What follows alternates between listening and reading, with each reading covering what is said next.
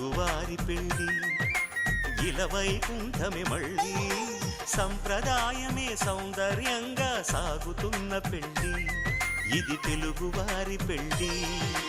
ఒకరికి ఒకరని అనుకుంటే అదే నిశ్చితార్థం ఆ నిర్ణయానికి తలవంచడమే పెళ్ళి అంతరార్థం శతమానం భవతి అంటుంది శ్రావణ మాసం శ్రావణ మాసం శ్రావణ మాసం తెలుగువారి పెళ్ళి ఇలవైకుంఠమే మళ్ళీ